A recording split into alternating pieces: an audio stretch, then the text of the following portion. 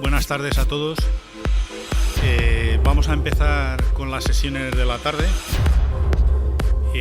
Lo que sí quiero es recordar que al final va a haber un sorteo, por lo que ruego que os quedéis por si el número agraciado es uno de los que lleváis colgado en la acreditación. Bueno, el panel que tenemos ahora mismo es Garantizando la seguridad y la interoperabilidad. El moderador de la mesa es Óscar Robledo, su director general TIC, Ministerio de Hacienda y Función Pública. Cuando quieras, Óscar, empezamos. Hola, buenas tardes a todos. En esta sesión un poco lo que se plantea desde esta mesa es un tema de cierto debate y tensión que siempre ha existido, que es la tensión entre la seguridad, y permitirme el término, y la operabilidad, que siempre tiene los dos extremos. Y desde mi punto de vista siempre el enfoque es buscar el equilibrio para que sea una tensión constructiva y llegue a un punto de equilibrio. Y en este caso, además, lo hemos complicado más al añadir el término que es interoperabilidad, donde ya surgen los aspectos de seguridad, tanto en el punto origen, el destino, como todos los caminos intermedios que permiten esa interoperabilidad. Entonces, para esta mesa contamos con reconocidos expertos en la materia. En primer lugar, vamos a pasar a la presentación de Miguel Ángel Amutio, que es un reconocido experto y con una trayectoria enorme en todos los aspectos de seguridad y interoperabilidad. Buenas tardes, gracias, Óscar. Bueno, para esta presentación me había planteado dos grandes preguntas, porque el leitmotiv de todo el evento es pensar en lo que va a ocurrir, en lo que vamos a hacer en el futuro. Nos habían llamado la atención sobre el interés de pronunciarnos sobre las tendencias y hacia dónde vamos. Por lo tanto, voy a tratar dos grandes preguntas que son, uno, ¿cuáles son los retos a los que nos enfrentamos en estas cuestiones en el contexto europeo? Y dos, ¿cómo nos ven? ¿Dónde estamos? Y unas conclusiones, ¿no? Bueno, la verdad es que desde que se lanzó CERES a mediados de los 90, ya por el 96-97, pues como se puede ver en esa flecha del tiempo, hemos estado bien ocupados en un esfuerzo colectivo, en algunos momentos titánico, que tenemos que reconocer nosotros y que, como veremos más adelante, nos reconocen fuera, lo cual no significa que no tengamos cosas de gran calado por hacer en los próximos tiempos, pero bueno, ahí se ve, todas las grandes realizaciones, espero no haberme dejado nada de calado, y en azul se van viendo también cómo hay una serie de elementos del ámbito europeo que están presentes en momentos en el tiempo y que nos van condicionando, ¿no? Este es nuestro contexto de transformación digital, en el que tenemos una combinación interactiva y dinámica de lo que es nuestro marco legal, hoy día exhaustivo y cuya expresión más evidente es el Código de Administración Electrónica, los mecanismos de gobernanza que nos implican a todas las administraciones en el ámbito de Administración General de Estado y en el ámbito proyectado a todas las administraciones, comunidades autónomas, entidades locales, universidades públicas, y todo el ámbito de los servicios, que estamos proyectando particularmente desde la Secretaría General de Administración Digital, sean comunes y compartidos. Pero todo esto que estamos haciendo, unos y otros, ocurre en un contexto. Y en ese contexto tenemos que tener presente que todo lo que hacemos al final está condicionado, regulado, influido, conectado, vinculado, monitorizado por lo que ocurre en Europa por razón de las estrategias, de las políticas, del marco legal y de los instrumentos, planes, programas, mediciones. Bueno, la gran fotografía en estos tiempos, la obsesión número uno en nuestro contexto es el mercado único digital, que es una de las 10 prioridades de la Comisión, y de ahí se derivan una serie de instrumentos como el Plan de Acción, que comentaremos, reforzado por la Declaración Ministerial de Tallin, y otros elementos. Tenemos también un marco legal que va respondiendo a esas estrategias, y es un marco legal creciente y además progresivamente más concreto, como vamos a ver, y que nos va a alcanzar en aspectos de las administraciones públicas, aunque es un tema que queda más allá de las competencias de la Unión y que la Comisión Europea, por ejemplo, no puede proponer reglamentos o propuestas en esta materia, pero sí vamos a ver que va a actuar en función del mercado único digital. Y tenemos todo lo que hay ya de instrumentos operativos en términos de los programas e instrumentos que se utilizan, por un lado, que vamos a comentar, y también todo el aspecto de monitorización y mediciones. Bueno, en primer lugar, y ya avanzando desde la estrategia para un mercado único digital, tenemos el Plan de Acción de Administración Electrónica 2016-2020.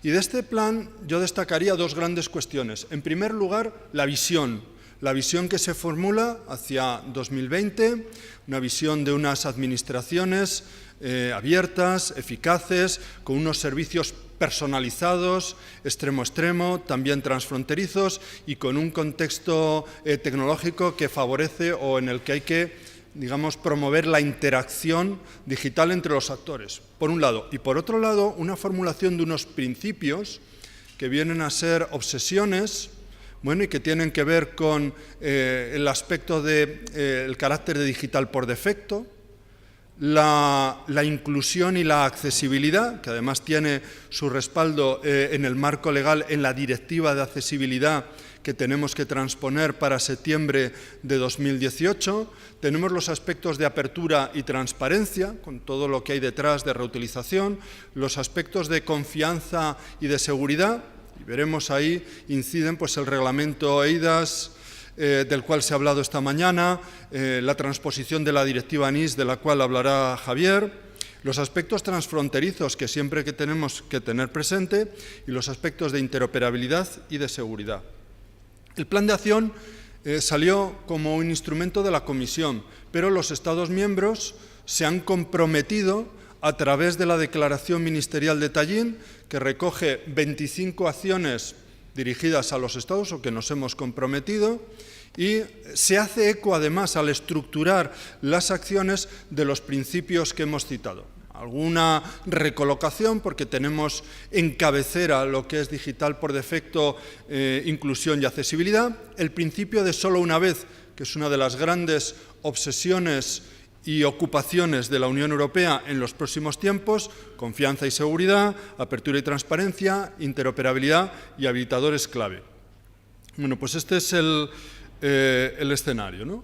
Bueno, otro gran elemento que estaba previsto en los pilares de la estrategia para un mercado único digital y especialmente en el pilar relativo a maximizar el potencial del entorno digital ha sido la revisión del Marco Europeo de Interoperabilidad, que salió a la luz el 26 de marzo de 2017. Se han revisado los grandes elementos, los niveles para incorporar la noción de gobernanza, el modelo conceptual, se han replanteado los principios que ahora se han estructurado, está el de seguridad, están los principios que forman el núcleo duro de la interoperabilidad, los que tienen que ver con las expectativas del ciudadano y los que tienen que ver con la cooperación administrativa, más 47 recomendaciones.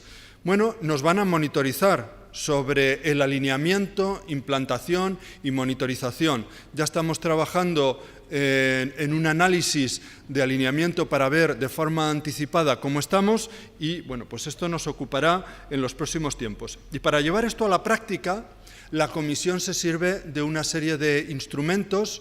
En primer lugar, el programa ISA 2, que va recogiendo una serie de acciones ligados a la ejecución de estas estrategias y marco de interoperabilidad, más servicios y herramientas genéricas, el impacto de las TIC en la legislación y también tratar de cuantificar o de medir el impacto de la interoperabilidad. Tiene un programa de trabajo, lo ejecuta la Comisión por contratación, pero hace unos procesos de escucha para captar propuestas. Hay una colección de propuestas que nos interesa. La verdad es que venimos diciendo que aproximadamente el 75% de las entradas del programa de trabajo de ISA 2 tienen relación directa o indirecta con lo que estamos haciendo. Incluso hay algunas acciones que tienen su origen en España, en propuestas que realizamos, como la relativa a documento y expediente electrónico y como la relativa a la interoperabilidad para el reconocimiento de atributos de representación.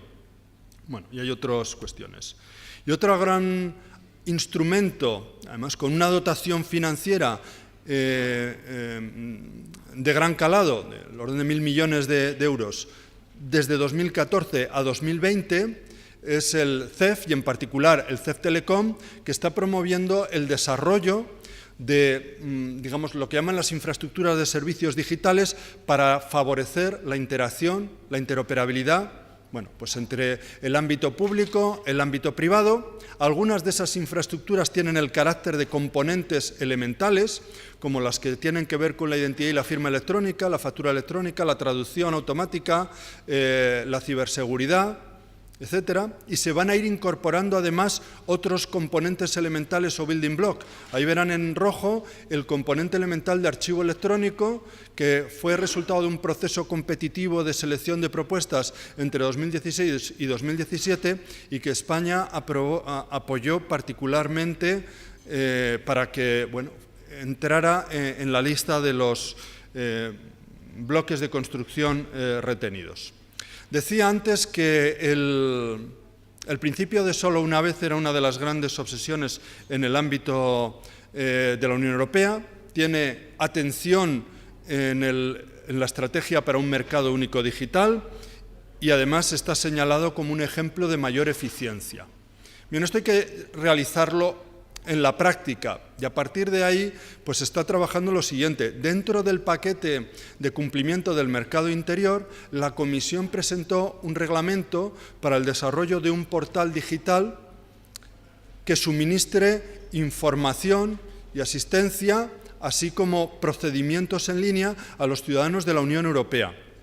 Es lo que se conoce como el Single Digital Gateway. Y lo importante de esta propuesta de reglamento, que está en fase de negociación, pero en algún momento llegará al diario oficial, es que trata fundamentalmente tres cuestiones. Primero, la armonización de una colección de ámbitos de información de derechos y obligaciones de ciudadanos y empresas. En segundo lugar, la armonización de una colección de procedimientos en línea, con una serie de condiciones y aspectos que estén armonizados en toda la Unión Europea, que se refieren también a trámites que interesan a los ciudadanos y a las empresas. Normalmente toda esta información y todos estos procedimientos tienen que ver con vivir en la Unión Europea, trabajar en la Unión Europea, estudiar, desplazarse, con todas las operaciones también de las empresas de creación, bueno, con el empleo, la jubilación, las prestaciones, etcétera. Y también, finalmente y en tercer lugar, la armonización de servicios de asistencia y de resolución de problemas. Es una cuestión que entra en aspectos de administración pública, pero vinculado o colgado del mercado único digital. Y una cuestión que también tiene su interés es que para armonizar esos procedimientos en línea y que un ciudadano de un país pueda realizar trámites en otro Estado miembro, va a ser necesario hacer lo que llaman allí en el lenguaje comunitario el intercambio de pruebas o de evidencias, que es lo que nosotros conocemos como la intermediación de datos, ¿vale? Entonces, se contempla que ese sistema técnico para el intercambio de evidencias o pruebas, o como conocemos nosotros la intermediación, pues se base en los resultados de un proyecto europeo, que es el proyecto TOP, The Once Only Principle, que está trabajando sobre estas cuestiones. Todo esto está relacionado con el artículo 28 de nuestra Ley 39. En el mundo europeo se dice en 3 palabras, solo una vez, nosotros lo decimos en 540, pero bueno, nosotros ya sabemos desde la Ley 30 de 1992 a qué se refiere.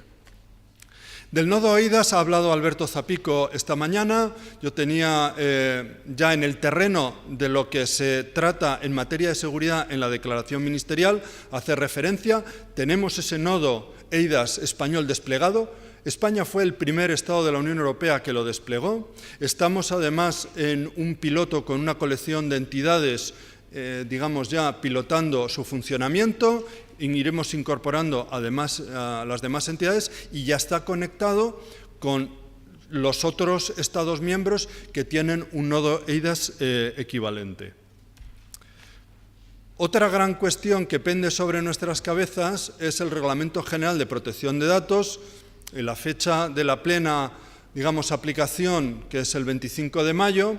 Y bueno, aquí lo que queríamos apuntar es que, desde luego, en el ámbito del sector público, y como ha sido recogido por la Agencia Española de Protección de Datos, y está recogido además en un documento sobre el impacto del reglamento en las administraciones públicas, es que en materia de adopción de medidas de seguridad, el sector público en España cuenta con los criterios y cuenta con todas las orientaciones relacionadas con el Esquema Nacional de Seguridad.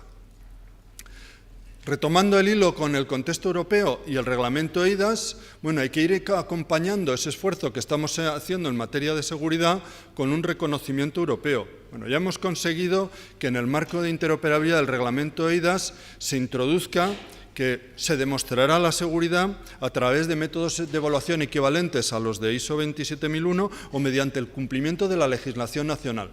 Bueno, estamos trabajando en una serie de líneas. La Comisión Europea ya se hace eco de estos planteamientos. Nosotros consideramos justo y objetivo que se reconozca así también. Y bueno, y vamos a ir avanzando también en otros terrenos donde tradicionalmente, como organismos pagadores, etcétera, se viene recogiendo o exigiendo la 27001. También en este ámbito interesaba ir viendo cuáles son las tecnologías emergentes y por dónde vamos y cuáles son las tendencias en la Unión Europea. Quien quiera acercarse a este terreno con una visión de conjunto tiene el Plan Continuo de Normalización TIC. Este documento, ligado al Plan Anual de Normalización de la Unión Europea y focalizado en las tecnologías de la información, contiene previsiones relativas a las necesidades y ámbitos de normalización que apoyan las políticas comunitarias. Y como se puede ver ahí, pues están los habilitadores clave, aspectos ligados a los cambios sociales, a la innovación para el mercado interior, al crecimiento sostenible.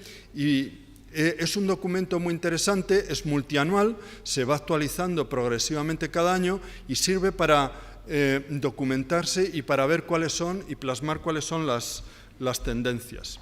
Y una de las tendencias que está en boca de todos y se va a hablar en este congreso es blockchain. Y hemos conocido que la Unión Europea ha abierto un observatorio de blockchain la semana pasada, el día 1 de febrero. Ahí está y es una de las líneas de actuación. Además, en el contexto se suele poner de las fintech, etcétera, aunque tiene una proyección, y venimos hablando de ello en nuestros foros y escuchando cómo hay ciertos países que ya sabemos que han iniciado, como es el caso de Estonia, y otros como Finlandia, que nos dicen que ya, digamos, están abriendo think tanks para ir viendo a ver cuál es el potencial y cuál es la posibilidad que ofrece la tecnología. Nos gusta siempre recapitular el cómo nos ven. Y es muy importante porque tenemos que ser conscientes, aun conociendo nuestras debilidades y todo lo que tenemos que hacer, tenemos que ser conscientes de que se nos valora en el exterior y se reconoce todo lo que estamos haciendo. Ahí les ofrecemos una fotografía de la situación a través de lo que venimos incluyendo en el portal de la Administración Electrónica.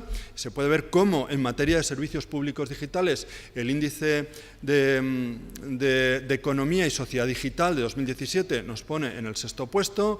Estamos ahí en los puestos de cabecera en tema de reutilización de datos del sector público. En fin, que ahí esa es la situación. Esta es la fotografía del benchmark de e-government, o sea, de la comparación de e-government. Los números en azul son, y la barra en roja resume la situación en una serie de aspectos, y hay una columna central que es la media de la Unión Europea, y podemos ver cómo, en general, vamos estando con una cierta holgura en relación por delante de la media, lo cual significa que no tenemos que dormirnos y seguir y mantener ese ritmo. Bueno, he incluido alguna información de detalle del DESI, cómo nos ven, por ejemplo, en el terreno de la interoperabilidad, y en relación con el alineamiento con el marco, con la versión 1, la implementación, la monitorización. ¿Por qué salimos en esa situación de implementación? Porque hemos podido aportar evidencias sistemáticas y a gran escala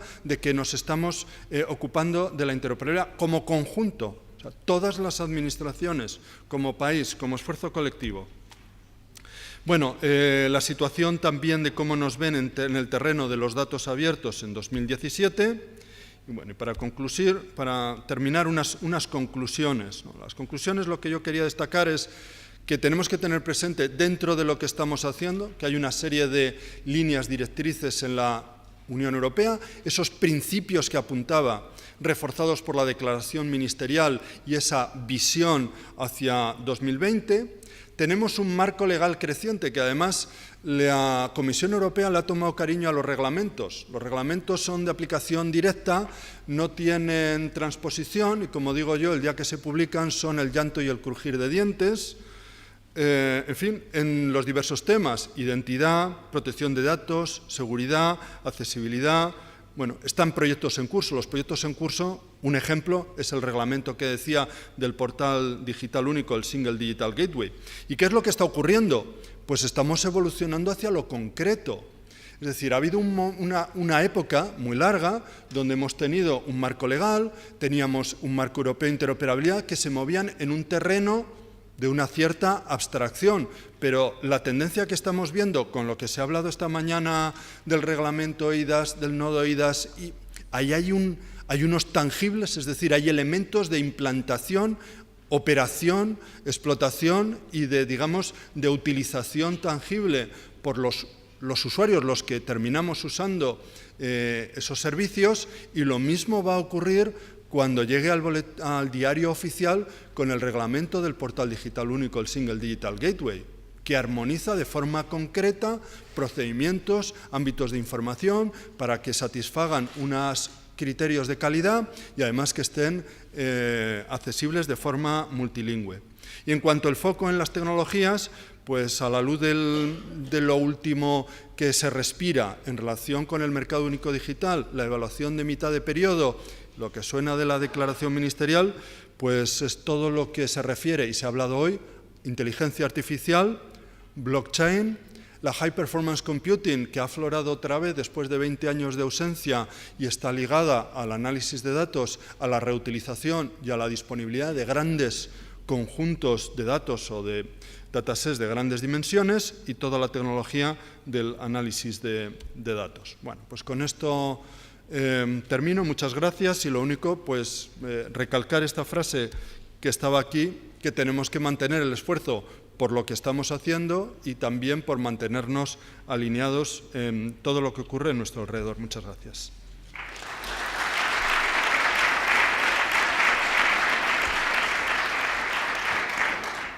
Muchas gracias, Miguel Ángel. Desde luego parece que tenemos un gran puzzle que evoluciona a una especie de sudoku que hay que encajar por todos los sitios, o sea, con lo cual veremos con el tiempo. El siguiente ponente es Javier Candao, jefe del Departamento de Ciberseguridad del CNI, y por aportar, ya que estamos en una mesa de seguridad, también coronel de artillería. Muchas gracias, Javier. Bueno, voy a cambiar la versión de la presentación.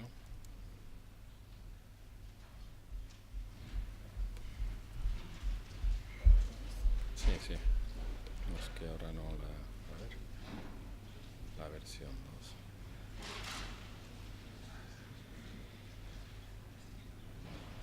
Esta es. Vale.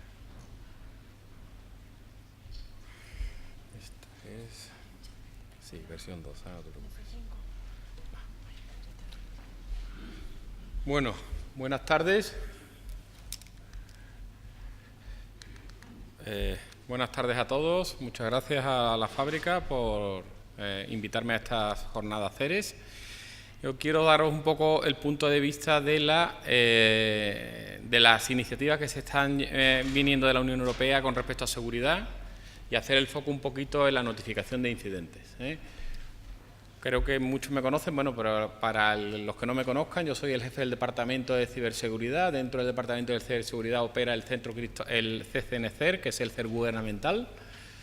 El mandato del CER gubernamental viene por el Real Decreto del Esquema Nacional de Seguridad, que se actualizó en el año 2015 y que la verdad que nos dio un buen instrumento para poder investigar los incidentes con mucha más eficiencia. Ahí tenéis un poquito la misión, a la comunidad a la que nos hacemos referencia, Nosotros nos focalizamos muchísimo en el sector público, pero cuando hablo del sector público no hablo solo de administración, sino hablo también de empresas públicas, que en los sectores de agua, sanidad, transporte, pues son la mayoría. De nuestra experiencia hacemos muchas herramientas. Yo por presentar en sociedad a Gloria y Atenea, que son las dos últimas. La Atenea es una herramienta que lo que hace es presentarte retos de ciberseguridad con poquita información de contexto, y que da pues unos baremos de puntos, ¿no? Y Gloria es el SIEM que se está usando en todos nuestros sistemas de alerta temprana. Nuestra principal capacidad de detección, de todos los sistemas de detección que tenemos en la segunda columna, la principal capacidad de detección es los sistemas que ponemos en la salida de Internet de las administraciones públicas. Hoy por hoy tenemos instalado este sistema en 164 organismos. Tengo que resaltar este que tenemos aquí, que entró en servicio a mitad del año pasado, que es cuando entró en servicio la sonda de monitorización de la salida de Internet de la AGE. Y ahí por eso se equipararon un poco el número de organismos al número de sondas, ¿vale? Ahora mismo estamos en proceso de despliegue del SAS 2.0, que hace una correlación distribuida y se automatizan muchos procesos. Con esto notificamos incidentes. El año pasado se notificaron 26.000 incidentes. Los incidentes que más nos preocupan son los muy altos o críticos, pero para eso estamos nosotros, para ayudar a los organismos a resolverlos. Pero os pongo aquí un poquito en los casos más relevantes los que trabajamos el año pasado, en 2017. Lo de abajo son amenazas persistentes avanzadas, APTs. Lo de arriba son ataques normales. Ahí tenéis WannaCry, NotPetya y al final del todo pues la Operación Cataluña, ¿vale? Bueno, contexto de ciberseguridad. Ahora veréis en la directiva NIS que os digo que la Unión Europea obliga a todos los países a hacer estrategias, de ciberseguridad. Nuestra estrategia está publicada en 2013. España, siempre lo digo en todas las ponencias, no es un país de estrategias. Es un país de reales decretos y de boletín oficial del Estado. Todo lo demás no funciona. Y está muy bien la estrategia, pero así como en otros países la estrategia viene con dinerito, en España la estrategia viene sin dinerito. Pero claro, lo que sí que tiene España, que no han hecho otros países, es que ha ido legislando en el ínterin, ¿no? Tenemos la Ley Orgánica de Protección de Datos, la Ley de Administración Electrónica, la creación oficial del Centro Criptológico Nacional, todo esto antes de la estrategia. El evento fundamental fue la publicación del Esquema Nacional de Seguridad. Ningún país de la Unión Europea tiene un esquema nacional de seguridad como tiene el español. Lo único que le falta es sanciones para las administraciones públicas. Si ya tiene eso, bueno, ya redondo. La aplicación completa del Esquema Nacional de Seguridad se refiere a sistemas, no se refiere a sistemas de gestión de la seguridad. Tiene 75 medidas, tiene graduación, aplica monitorización, aplica auditorías de revisión, aplica sellos de certificación. Todo eso ahora nos lo va a pedir la directiva NIS y la agencia y la nueva regulación de protección de datos. Ya todo eso está en el NS. Entonces yo le digo al sector público, aplica el NS y lo tienes todo cubierto, por lo menos casi en un 90%. Posteriormente a la estrategia se publican más cosas. El esquema de justicia de interoperabilidad y seguridad, la ley de infraestructuras críticas, la actualización del Esquema Nacional de Seguridad en 2015 y las leyes 39 y 40 que cambian el ámbito del Esquema Nacional de Seguridad y ya no se aplica solo a administraciones públicas y para la interlocución con los ciudadanos, sino que se aplica a todas las administraciones públicas, a todo el sector público, para todos los sistemas. Y en el 2016, que entran en 2018, entran estas dos leyes que nos van a dificultar la vida un poquito. Es la nueva ley orgánica, regulación de protección de datos de la Unión Europea y la directiva NIS, que estamos trabajando en la transposición de la misma. Bueno, primera decisión que ha tomado España, y voy a hablar ahora un poquito de la directiva NIS. La primera es que lo que tenéis en negro son los sectores a los que dice la Unión Europea que debe de aplicar. Esos son los mínimos, ¿vale? Energético, hídrico, sanidad, transportes, banca y mercado financiero y tecnología de información. Ellos le llaman infraestructuras y servicios digitales, ¿vale? España decide que reutiliza los 12 sectores de la ley PIC para aplicarlo a la directiva NIS. Con lo cual, a España son a todos esos sectores a los que va a aplicar la directiva NIS.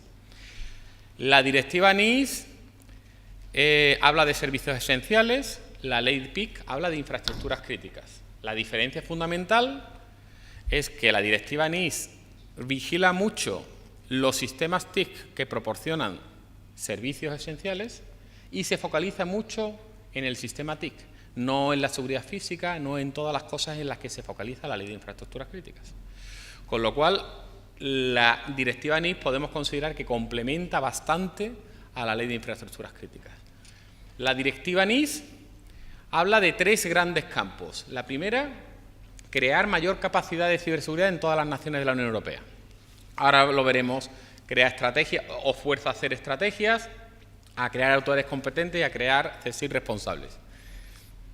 Crea entidades de cooperación y de coordinación, como son el grupo de cooperación, que es a nivel estratégico, y la red de CSIC. Ahora hablaremos de ello. Y por fin, crea o intenta impulsar que se implementen requisitos de seguridad, medidas de seguridad en cada uno de los sectores, gestión de riesgo, adopción de medidas y notificación.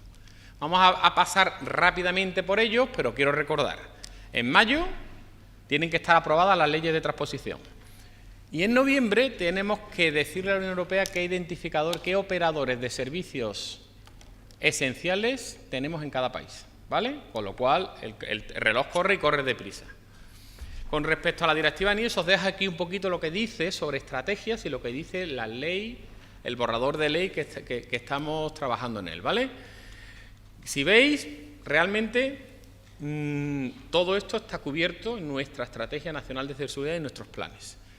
Si hablamos de los grupos de cooperación / red de CSIC, pues ¿a qué se va a dedicar el grupo de cooperación? Primero, a identificar los operadores de servicios esenciales, para que todos los países identifiquen los mismos en los mismos sectores y no tengamos una divergencia. A crear una serie de criterios para notificar incidentes y, sobre todo, a armonizar las medidas de seguridad que aplicamos cada país, ¿vale? Y la red de CSIC, pues a investigar incidentes y a compartir incidentes. Yo aquí el desafío que veo en la red de CSIC es que son 28 países, son CSIC con niveles distintos de madurez, y los CSIC maduros pues no tienen mucha motivación para intercambiar incidentes con los CSIC no maduros, Entonces es importante la confianza, ¿vale? Si comparamos Ley de Infraestructuras Críticas con Directiva NIS, veis que la Directiva NIS, que es la que tenemos en verde, va a forzar un poquito más la seguridad TIC en todos los campos que se cubrían en infraestructuras críticas.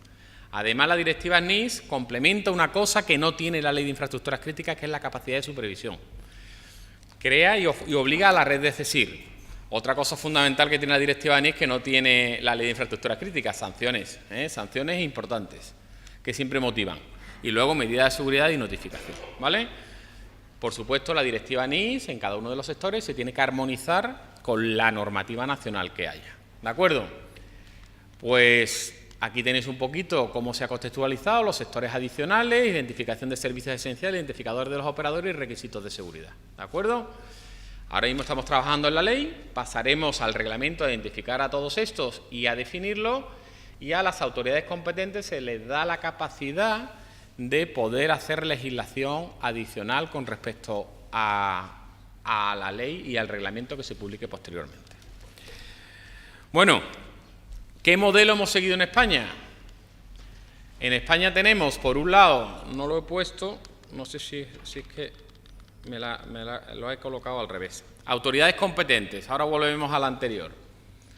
Las autoridades competentes dentro de la directiva NIS son el CNPIC, para los que sean infraestructuras críticas, el Centro Criptológico Nacional, para los que sean sector público, la SESIAD para los proveedores de servicios digitales, SESIAD, Secretaría de Estado de Sociedad Secretaría de Estado de Sociedad de la Información y Agenda Digital, y cualquier otro ministerio en los que cuelguen estos servicios esenciales. Por ejemplo, el Ministerio de Agricultura puede ser autoridad competente porque el sector de aguas cuelga del Ministerio de Agricultura, o el Ministerio de Fomento porque el sector transporte en genérico cuelga del Ministerio de Fomento. ¿Vale? Se le dan a estas autoridades competentes capacidad de supervisar y capacidad de establecer obligaciones específicas, importantes. Y antes de volver a la Ley de Protección de Datos, para que veáis, cuando hay que notificar un incidente o de quién vamos a recibir las órdenes, pues si es operador crítico del CNPIC, Si tenemos que investigar incidentes, depende de que sea público o privado, INCIBE o CCNCER. Si es sector público, CCNCER y Ministerio de Presidencia que delega en CCN. Y si no hay ninguno de estos, pues el Ministerio de turno e INCIBE, ¿vale? Si hay un incidente crítico, coordina el CCNCER, ¿vale? Bueno, dicho eso, vamos a protección de datos.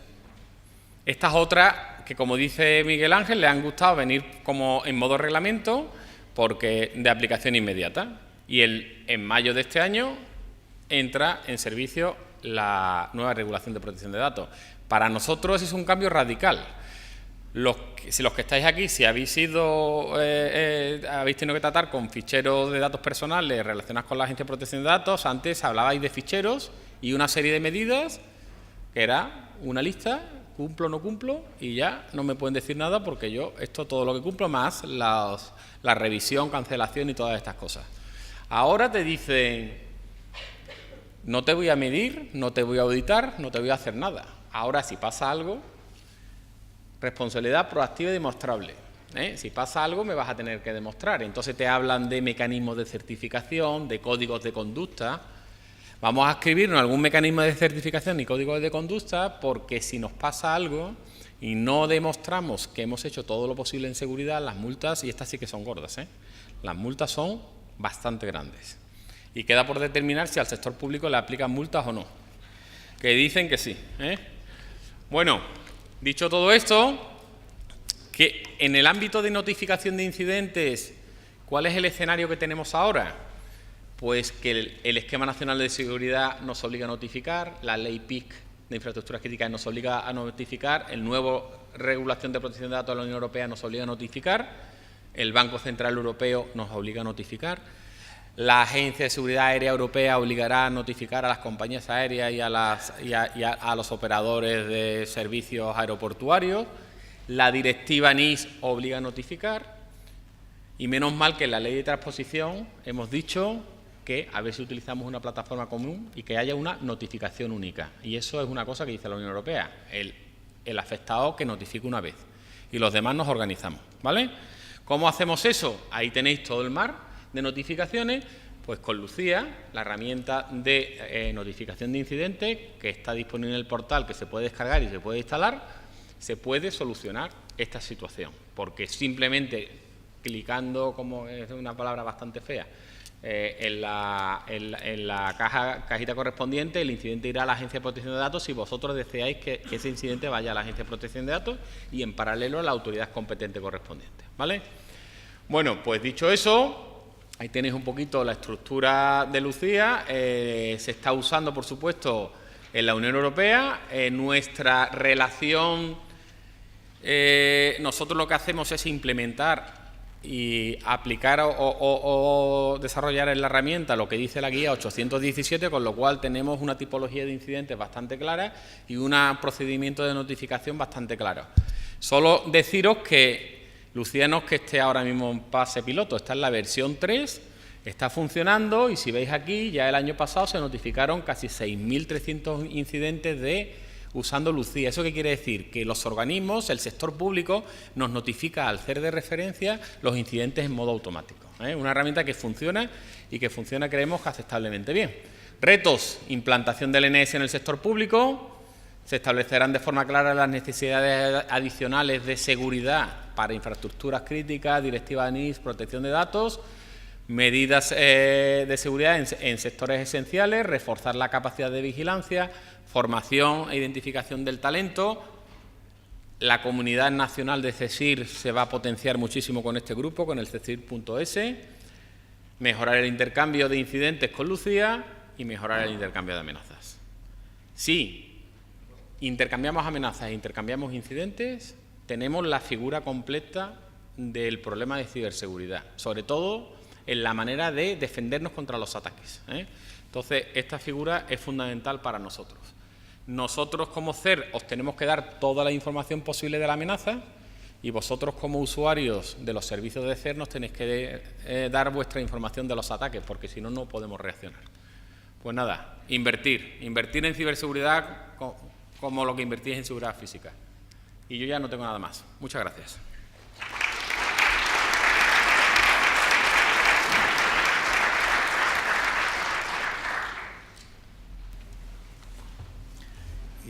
nuestra última ponente es Isabel González, directora de Tecnologías de Ciberseguridad en Indra.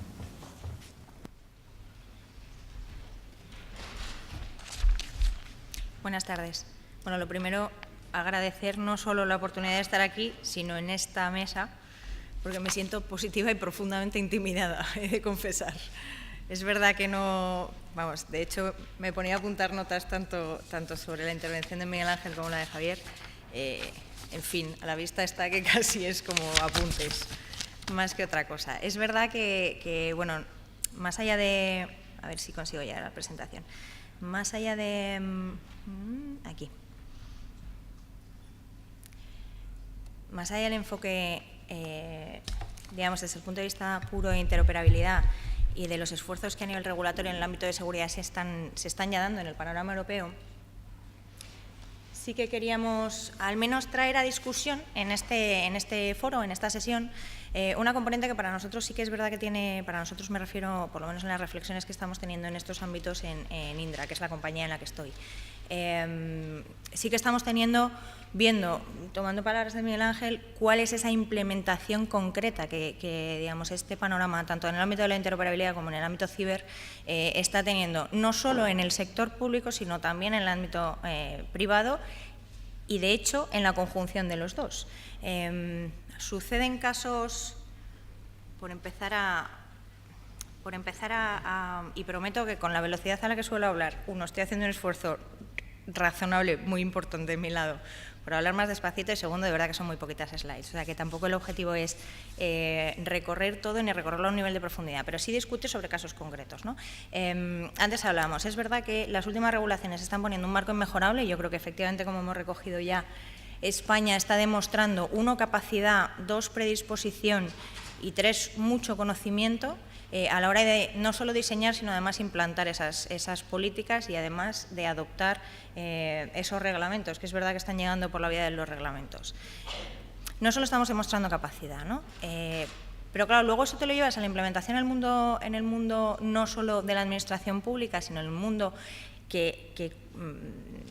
¿cómo decirlo?, que comparte escenario con esa administración pública, que es el del sector privado, en el que se están necesariamente habilitando una serie de procesos derivados de la pura transformación digital a una velocidad absolutamente apabullante y, además, con unos niveles de garantía que, por muchos esfuerzos que tanto desde los organismos, digamos, nacionales, desde las propias entidades regulatorias, se está poniendo muchísimo esfuerzo y muchísimo foco en precisamente garantizar la necesidad, 1, de interoperar y 2, garantizar la parte de la seguridad, casi siempre están pesando por encima las necesidades de negocio. ¿Y por qué digo las necesidades de negocio? Porque al final son elementos que habilitan transformación digital. Todos sabemos que en el ecosistema que ahora mismo necesitamos o que ahora mismo estamos viviendo, hay necesidades, también lo comentaban antes mis compañeros de mesa, lo comentaban antes, personalización, agilidad. Al final la necesidad última está muy, muy clara y es ser capaces de proporcionar servicios cada vez de mayor valor allí donde el ciudadano o el usuario, en este caso, los demanda y donde a él le aportan más valor. Y, por supuesto, todos en el ámbito digital. Ya, pero ¿cuál es la traslación de eso? Bueno, la traslación inmediata no es solo que tengamos que garantizar interoperabilidad a nivel supranacional, que es verdad que IDAS, digamos, ordena la senda tanto para que podamos implementar procedimientos con la Administración Pública a nivel español, que además lo podamos hacer en otro Estado de la Unión Europea, sí, ya, pero no solo, porque luego la realidad es que tú te das de alta una cuenta en un banco, con una serie de procesos, bueno, más o menos garantistas, más bien menos, pero bueno, razonablemente garantistas, y con eso, tengas o no tengas después una identidad electrónica, te hayas o no enganchado al nodo EIDAS de turno, en el que también hemos tenido el privilegio, o estamos teniendo de hecho el privilegio de acompañar a la Administración en el despliegue, y no solo a la Administración, digamos, a nivel estatal, sino incluso a las implementaciones, pues, por ejemplo, como en el País Vasco, de la problemática que les supone también el despliegue de ese nodo, ¿no? No solo te encuentras esa problemática, sino que es que de verdad además eres una persona que ha pasado una serie de procesos de identificación, de acreditación de la primera identidad, a la que se le ha dado una identidad bancaria, y es que con eso ya eres ciudadano del mundo. Y con eso ya estás introduciendo, que era sobre todo el punto segundo, digamos, yendo más al objeto específico de esta sesión, introduces un nivel de riesgo sistémico muy, muy alto en ese modelo. Y no lo ha introducido la Administración.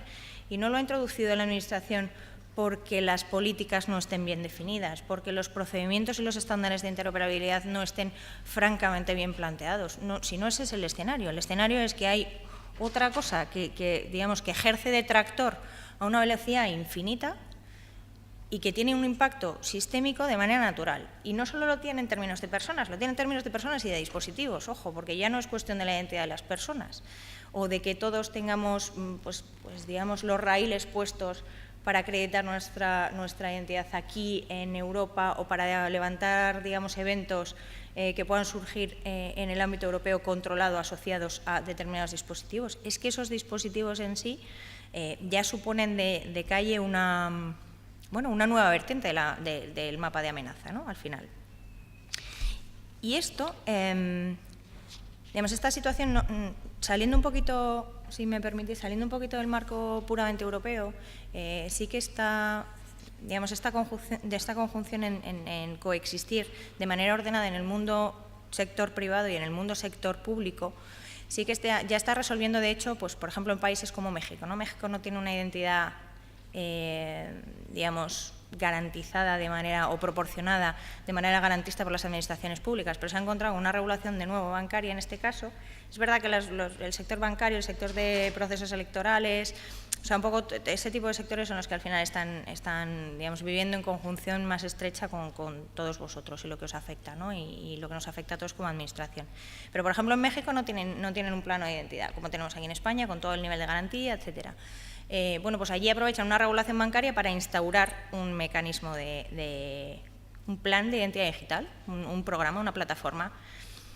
De nuevo, Javier, haciendo referencia a lo que estábamos hablando antes o a lo que nos estabas comentando antes, al final pasan cosas como que en México los bancos se conectan al INE, que es el Instituto Nacional Electoral, para verificar la primera identidad de esa persona, para verificarla incluso con biometría dactilar y con biometría facial. Esas propias entidades bancarias se generan una réplica que autocustodian desde el punto de vista de seguridad de la base de datos de los ciudadanos a los que enrolan y convierten en clientes. Imagínate el riesgo de comprometer esa base. No solo esa.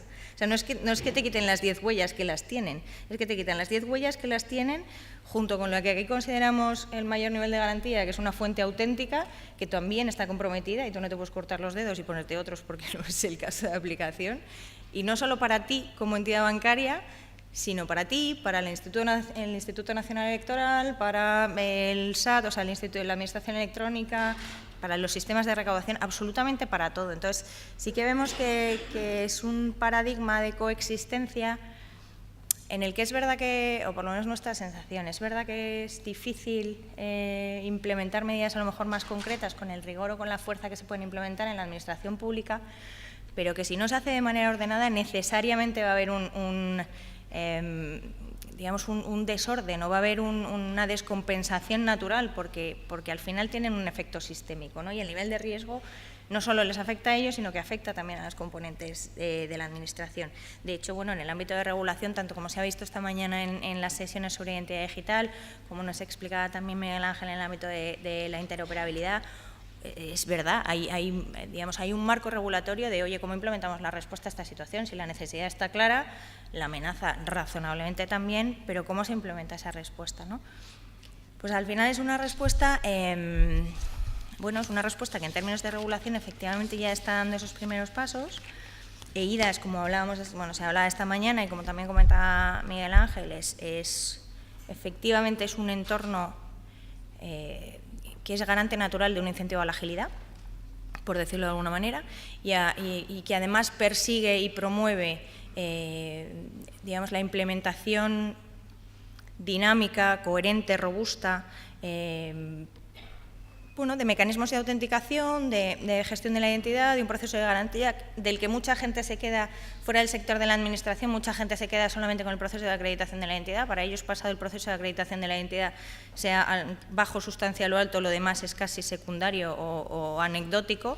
y ahí es donde, justo también hablaban antes los compañeros, que es donde reside el meollo de que de verdad toda la cadena de confianza se mantenga y se convierta en una credencial de valor. Y no solo eso, sino que bueno, sí que se están dando ya esos cruces de forma natural demandados por el propio mercado. Es decir, ahora mismo te vas a cualquier pliego digamos, tanto del sector público como del sector privado y te piden ambos que cumpla regulación GDPR, por supuesto, eIDAS, por supuesto, PSD2, por supuesto, y la normativa de blanqueo de ese BLAC, todas a la vez. Y te piden cosas como que, en fin, tengas firma electrónica cualificada con identificación remota, pues para firmar un contrato entre las partes o para revisar por decirlo de alguna manera un poco anecdótica, pero para revisar el estado de situación de un contador en una revisión BIM anual, ¿no? Entonces, bueno, es verdad que hay un desajuste, pero sí que era sobre todo llamar un poquito la atención sobre cuál es el panorama ahora mismo en términos digamos, de coexistencia, ¿no? En este prisma de interoperabilidad y en este prisma de seguridad del mundo privado y el mundo de administración pública. O sea, los casos de uso que se están planteando en el mundo privado claramente suponen un reto. Al final, este panorama es un poco en el que nosotros estamos, o con el que nosotros tratamos un poco de identificar cuál es la propuesta de valor. ¿Cuál es el reto? Cubrir la esquina superior derecha, la provisión de los servicios de más valor monetario, por decirlo así, de la transacción digital o los servicios más críticos en el panorama digital con el máximo nivel de garantía. Claro, ¿quién está ahí? De momento las administraciones públicas que, por ejemplo, en algunos países como Dinamarca están abordando ya este tipo de iniciativas precisamente para poder cursar otra serie de servicios no necesariamente vinculados exclusivamente a la administración pública, ¿no? Pero ahí hay un hueco claramente cubierto y hay un montón de gente, un montón de jugadores, la mayoría de ellos pegados a, bueno, entre comillas, procedimientos no ortodoxos, diría, de acreditación inicial de la identidad, desde luego no ortodoxos de custodia, desde luego no ortodoxos de implementación de GDPR. Habrá que ver a Facebook en mayo o en junio implementando la justificación o intentando construir la justificación de la custodia, almacenamiento, digamos, y correcta gestión de acuerdo a normativa GDPR de los ciudadanos europeos, de los que tenga datos, que habrá que verlo, pero ya están claramente dando pasos. ¿Qué pasa? Que ahí se juntan tantísimos factores y unos de ellos, digamos, originados por la componente regulatoria, otros originados por la componente tecnológica y otros originados por la componente de negocio, que al final es un escenario de oportunidad, la verdad. O sea, nosotros así lo entendemos. Es un escenario de oportunidad porque creemos que en Europa y en España en particular se dan las condiciones para poder atacar esa esquina de servicios más críticos y de más valor añadido, en el ámbito de más valor monetario, me refiero de la transacción digital. Porque claramente los servicios de la Administración tienen infinito valor añadido, pero es verdad que como valor económico de la transacción digital en el mercado, pues constituyen un volumen todavía contenido, ¿no?, comparado con el resto de players. Pero una nueva reflexión. Parte de la implementación, por ejemplo, práctica de normativa eIDAS, y me refiero a pues eso, gente como PayPal o como Apple o como cualquiera de los players digitales que están ahí presentes o que están ahí presentados, implica el uso de biometrías. Claro, interoperar en biometría es un concepto dificilillo de llevar. Aunque se han hecho muchos esfuerzos, la realidad es que no puedes. O sea, estás sujeto al core del fabricante para saber cómo construye la plantilla, cuál es el nivel de precisión que se puede alcanzar, cuál es el entorno operativo que se despliega, cuáles son las prestaciones técnicas ideales máximas que se pueden conseguir, cómo utiliza la gente, me da igual que sea un ciudadano queriendo simplemente, por ejemplo, haber hecho aquí el preregistro de manera digital en movilidad para venir a estas jornadas en vez de hacer el registro abajo en presencial. Si es que da igual, porque al final es el caso de uso, la regulación, la implementación tecnológica, los límites de la propia tecnología. Ve tú a explicarle a nadie que es que en luz visible no puedes hacer una captura biométrica dactilar con un nivel de garantía alto. Pues es que hay gente, quiero decir, con mucho que decir en estos terrenos, que se plantea no solo hacer esa captura, no solo hacer un macheo biométrico de esa huella dactilar contra una base de datos oficial, sino construir la propia base de datos oficial con una fotografía en luz visible. Y dices, hombre, sensato desde el punto de vista de seguridad, pues a lo mejor no es. Y el problema no es que sea suyo, de nuevo volvemos al mismo escenario, el problema no es que sea suyo, es que ni es interoperable, ni es seguro, pero es que está ahí. Está ahí y además está ahí para quedarse, porque luego la misma regulación que estamos intentando, con la que estamos intentando convivir y que estamos intentando asumir de manera lo menos, me iba a decir, lesiva posible o lo más exitosa posible, por ponerlo en positivo, esa misma regulación ya habilita procedimientos que homologan el nivel de acreditación de la seguridad equivalente en sectores de seguridad análoga a la exigida por los niveles, por ejemplo, de IDAS. Y ahí lo tienes. Ahí simplemente tienes anti-money laundering por un lado, tienes EIDAS por otro, tienes GDPR por otro, por supuesto PSD2 con la propagación de la autenticación, el intercambio de atributos, el gobierno, la interoperabilidad en Open Banking, o sea, y todo eso son realidades de facto que no sabemos si van a ser o van a cumplir estándares, en qué términos. Está claro que sufren las penalizaciones que a Javier le gustaría, probablemente, por lo que he entendido, que sufriera la administración pública para que de verdad hubiera un mecanismo de incentivo real a determinado tipo de adopciones, pero que necesariamente van a impactar, ¿no?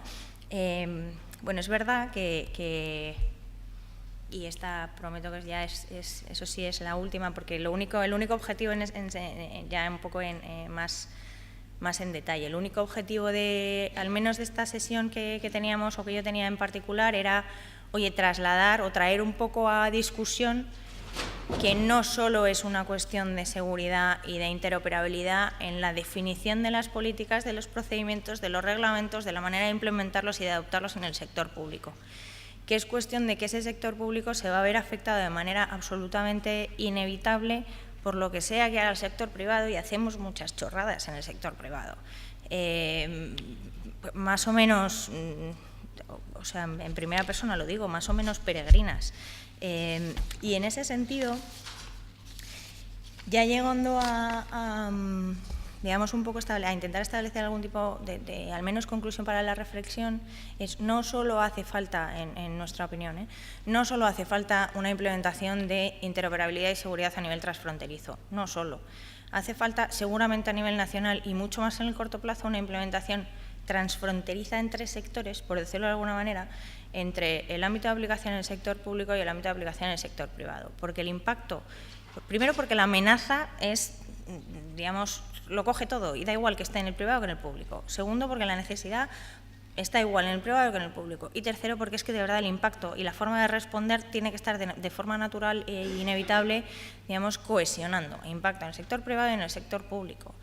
Y cuanto más tiempo tardemos, es verdad que se están dando ya los primeros pasos, y yo creo que pasos razonables, pero cuanto más tiempo tardemos en aprovechar ese impulso regulatorio europeo, que yo creo sinceramente que está haciendo cosas y las está haciendo francamente bien, y que por primera vez, diría mucho tiempo, pero por lo menos hasta donde a mí me da o hasta donde a nosotros nos da, por primera vez en mucho tiempo está colocando al tejido industrial europeo en una posición competitiva al menos ventajosa, en la que de verdad podemos implementar casos de negocio y casos de traducción de esas normativas y políticas en algo concreto, tanto en el ámbito público como en el ámbito privado, de manera mucho más ágil y mucho más abierta y bueno, pues firmando en nube, por ejemplo. Aquí con vosotros pues también hemos tenido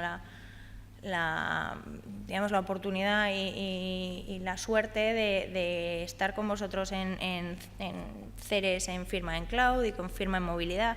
Ese tipo de casos de uso que parece que si la Administración lo pone sobre la mesa se implementan, la realidad es que el sector privado ya los está implementando con más o menos criterio. Entonces, o somos capaces de ordenar y de hacer coherentes las dos cosas, o queramos o no, el riesgo sistémico queda latente para unos y para otros, ¿no? Hace una semana, literalmente, Facebook adquiría de nuevo una empresa de biometría, pero no solo de biometría, una empresa de biometría y de fraude documental, las dos.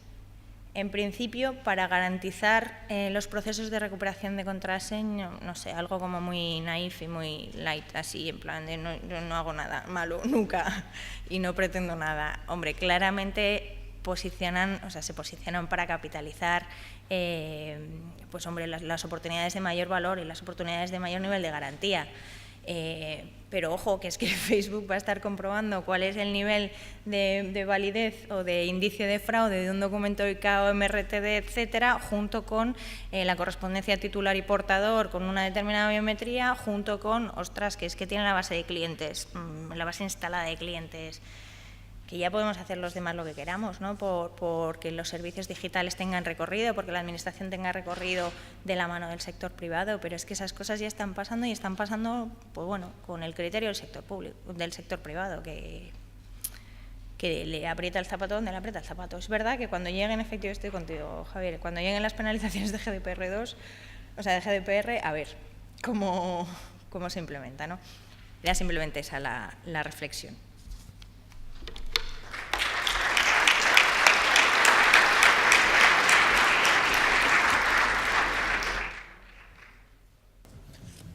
Tenemos todavía algunos minutos, si no me equivoco, hasta la siguiente sesión, con lo cual, si queréis algún tipo de pregunta, es el momento de plantearla.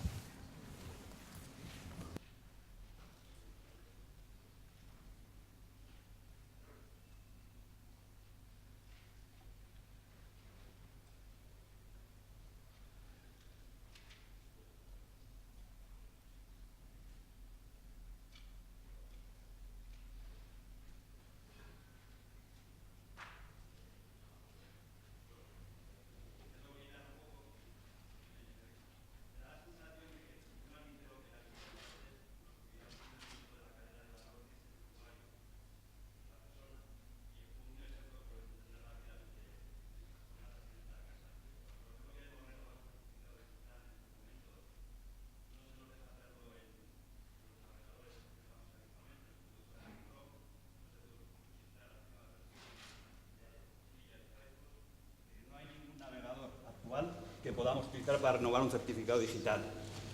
Entonces, ¿qué interoperabilidad? ¿Cómo resolvemos esto? Es decir, estamos continuamente mirando al futuro y nos olvidamos del presente, de la realidad, de cómo el ciudadano interactúa con esta administración pública. Le pedimos que tenga certificados digitales y no le damos la posibilidad de gestionar. Es decir, ¿cómo resolvemos esto?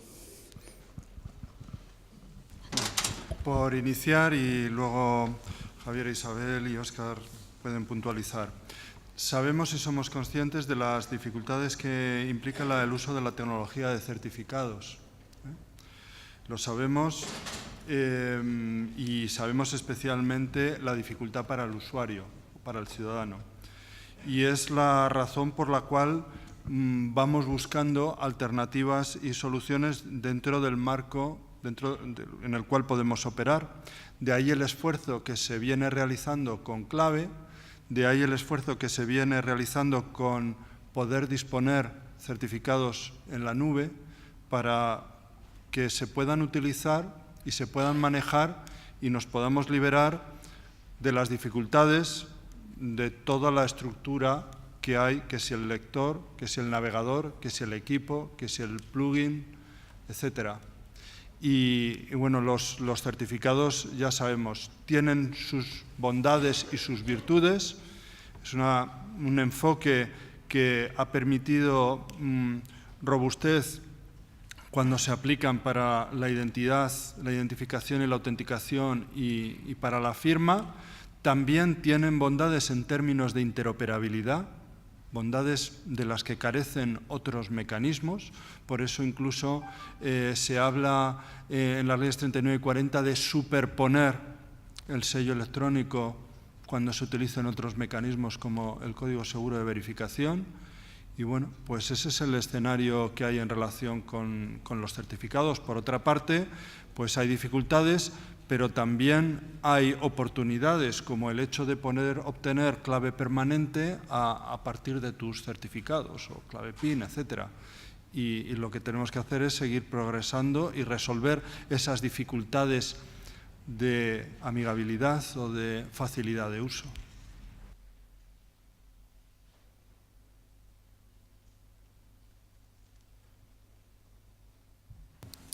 ¿Alguna otra pregunta?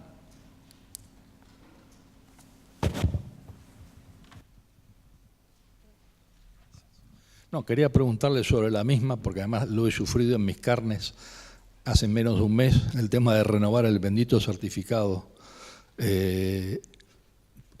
A pesar de que en la web explica que el 80% de la gente aparentemente entra con un navegador Explorer, según la estadística que dan, la verdad que es cierto que me pregunto, digamos, cómo puede ser que otros, o sea, qué problemas tienen, y aquí entro en la parte técnica que desconozco, sea el Chrome que el Firefox superior al 5.2, 5.3, que es el que acepta hasta ahora. O sea, ¿qué digo? ¿Por qué es? ¿No? Y después asciendan y hablemos con la máquina Java, ¿no? La máquina virtual Java. Pero bueno, eso es otro problema, que también hay que bajarla vía Internet Explorer. Quería saber, digamos, porque los años pasan, este tema de las renovaciones se ha agilizado digitalmente, es cierto, pero seguimos con el mismo problema. Si queréis un poco, ya que el tema se está centrando mucho en el tema del certificado de la fábrica, les cedemos la palabra a la fábrica un poco para que comente los aspectos tecnológicos de este marco complicado. Sí, quizás un poco la respuesta debe ser desde Fábrica Nacional de Moneda y Timbre. Efectivamente, es decir, a fecha de hoy en día estamos emitiendo, ayer mismo creo que fueron 13.000 certificados, es decir, realmente hay dificultades, pero no tantas, y en concreto la que comentas del Firefox, a partir de la versión 52, realmente ha sido el propio navegador el que ha cambiado sus características y no permite la generación de claves. No obstante, nosotros estamos haciendo una modificación interna para poder realizar desde el lado cliente, a partir del mes de marzo, el poder realizar firmas. Y haremos otro aplicativo adicional para el poder generar certificados en el modo cliente, ya independientemente de los navegadores, es decir, el quitarnos esa capa de en medio, que en principio la reutilizábamos y que no era nuestra, porque todo esto funciona por capas, y evidentemente cuando realizan estos cambios, ellos por motivos de seguridad tenemos estas dificultades y estos problemas. Es cierto que la firma en la nube es un nuevo producto que estamos ahora mismo en proceso de certificación, está disponible, pero todavía no para el usuario final porque necesita la homologación pertinente, pero tecnológicamente está finalizado, y cualquiera de los dos tipos de soluciones finalmente acabarán con algo que es una problemática que no estamos creando nosotros, sino porque es algo que viene creado por los fabricantes, en definitiva, de los navegadores, que van cambiando ellos los niveles de seguridad y las características técnicas en función de su propia tranquilidad y garantía. No sé si con esto acabo respondiendo la pregunta al respecto.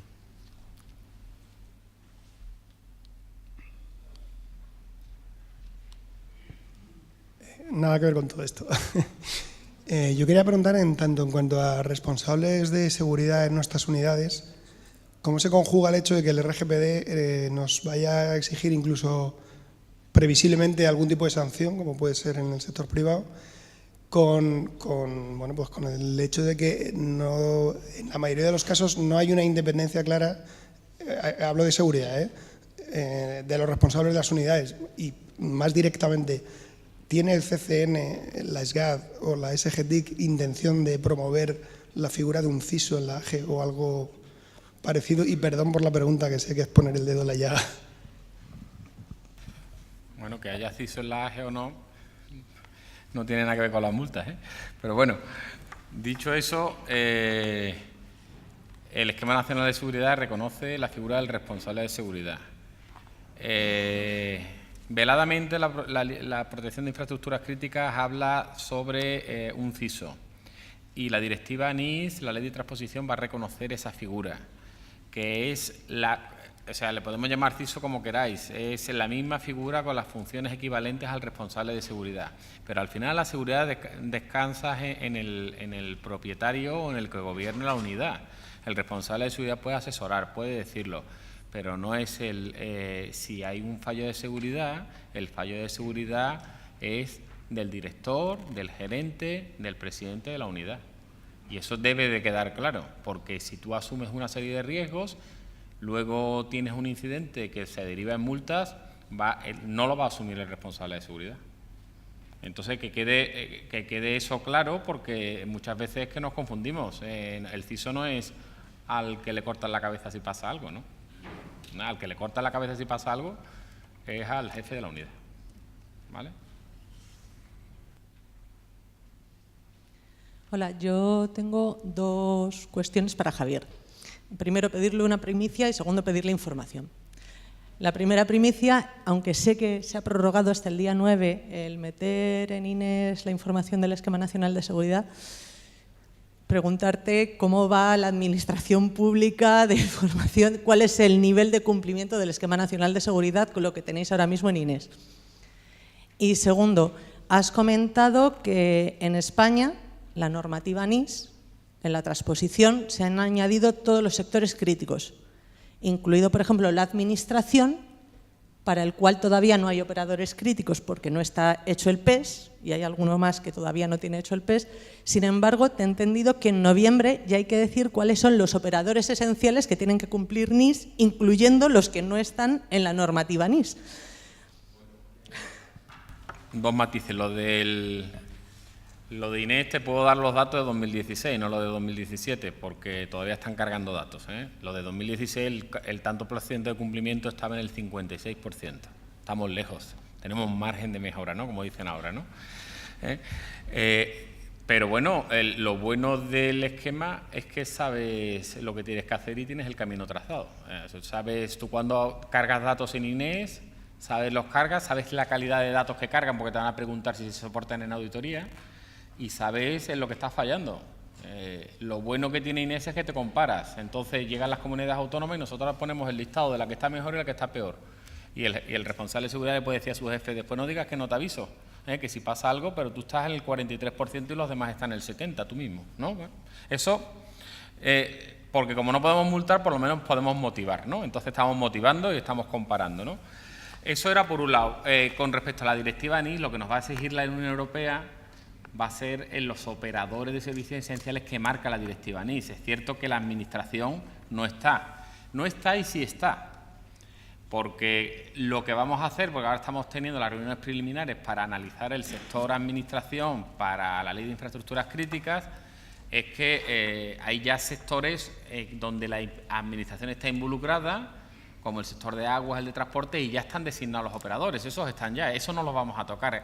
¿En qué nos vamos a mover en la administración? En la AGE, en algunos servicios esenciales de algún ministerio, y en comunidades autónomas y ayuntamientos, servicios de emergencia, y todo lo demás no es una infraestructura crítica, más o menos. Bueno, dicho eso, hace falta darle a todo esto muchas más vueltas, pero realmente, primero, para la directiva NIS, para noviembre, la administración no importa porque no la tiene considerar la Unión Europea, e importan las otras que ya están designados, ¿vale? Por lo menos los de infraestructuras críticas. Igual, con los servicios esenciales hay alguno más. Depende de cómo pongamos la metodología de identificación, ¿vale? Ya, simplemente un poco, ya no admitimos más preguntas, un poco por temas de cumplir horario, ya que somos una mesa de seguridad, queremos garantizar la confianza de que acabamos justo en hora. Entonces, muchas gracias a todos los ponentes de la mesa y a la fábrica.